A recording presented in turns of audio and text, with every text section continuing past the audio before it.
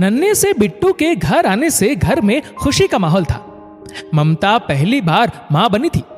जब घर आंगन में बिट्टू के रोने की आवाज सुनी तो दादी सरला, ममता और अनिल सभी दौड़कर चले आते। कोई ताली, कोई सीटी बजाता, तब जाकर वह चुप होता। एक दिन बिट्टू के बहुत रोने पर ममता ने मोबाइल में लोरी सुना दी।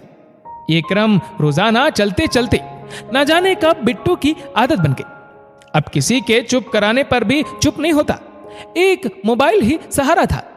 जैसे जैसे बड़ा हो रहा था, दूध पीना, खेलना, खाना, हर वक्त उसका साथी मोबाइल ही होता था। बात बात पे झगड़ा करके नाराज हो जाता था। एक दिन बिट्टू तेज दौड़ता हुआ आया और मम्मी से लिपट गया। मम्मी देखो ना, प्राची ने मेरा मोबाइल ले लिया। प्राची ने कहा, मामी जी मैंने नहीं लिया, इसने मेरा गेम हटा दिया। ममता ने जल्दी से गोद में बिट्टू को ले लिया और कमरे का गेट बंद कर दिया। प्राची ने कहा, नानी देखो ना, मैंने कुछ नहीं किया। तभी सरला बोली, कोई बात नहीं, छोटी छोटी बात की शिकायत मत किया करो, आपस में ही सुलझा लो बेटा। तभी सुनिधि ने मां से कहा, मां आप तो पोते का ही साइड लोगे, प्राची कुछ भी ना करे तो भी प्राची ही गलत होती है। सरला बोली, बेटा बच्चों को समझाने की बजाय तुम नाराज हो रही हो। सुनिधि कहने लगी, मम्मी अभी थोड़े दिन छुट्टियों में ही तो बच्चे साथ है, थोड़ा बहुत बच्चों का झगड़ा होता है तो भाभी नाराज होकर बिट्टू को कमरे में ले जाकर पैक हो जाती है। बहू को भी समझा दूंगी, जाओ तुम भी प्राची को थोड़ी देर सुला दो। शाम को ममता चुपचाप खाना बनाने में लग जाती है।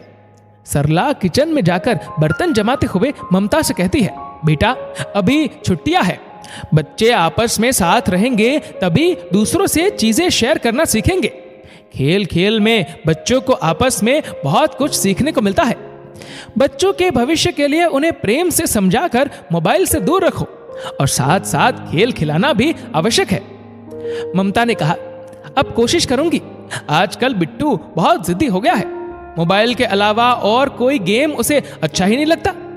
सरला बोली, बेटा बच्चों की हर फरमाइश कहते ही पूरी करने से बच्चे जिद्दी हो जाते हैं। जब तक जरूरी नहीं हो उन्हें समझाकर भी चल सकता है। कल ही देखो, फरमाइश करते ही अनिल फिर नई कार दिलवा लाया। उसके पास छोटी से बड़ी कार का टॉय सेट रखा है। बच्चों को लगता है हम जो भी कहे पापा जरूर लाकर देंगे। ममता ने कहा, मां सही कहा आपने, अब अनिल को भी आप कहना, बिट्टू को सुधारने के लिए कुछ तो करना ही होगा। दूसरे दिन शाम को ममता ने सुनिधि से कहा, चलो जल्दी से तैयार हो जाओ, बच्चों को गार्डन लेकर चलते हैं। मां से कहकर सभी गार्डन चले गए। वहां झूले की बारी आते ही फिर लड़ाई शुरू हो गई। ममता ने दोनों बच्चों को समझाया, बारी बारी से झूला झूलेंगे, प्राची छोटी है तो पहले उसकी चांस है। बिट्टू भी मान गया। लड़ाई भी खत्म हो गई और ममता दोनों बच्चों को प्रेम से साथ खेलते हुए देखकर खुश हो रही थी। सासू मां की सीख का असर हो रहा था। धीरे धीरे समझाते हुए बिट्टू की जिद भी कम हो रही थी। सुनिधि को ससुराल जाना था। ममता ने कहा, जब भी छुट्टी मिले आ जाना, आपके बिना मन नहीं लगता है। सरला भी दोनों बच्चों व ननद और भाभी को देखकर मन ही मन बहुत ही संतुष्ट थी। दोस्तों इस वीडियो को लेकर आपकी क्या राय है नीचे कमेंट करके जरूर बताएगा। और अगर आपको वीडियो अच्छा लगा हो तो इस वीडियो को लाइक करेगा, शेयर करेगा ज्यादा से ज्यादा लोगों तक। और ऐसे ही और भी इंस्पिरेशनल वीडियोस के लिए हमारा फेसबुक पेज आज ही फॉलो करें। धन्यवाद।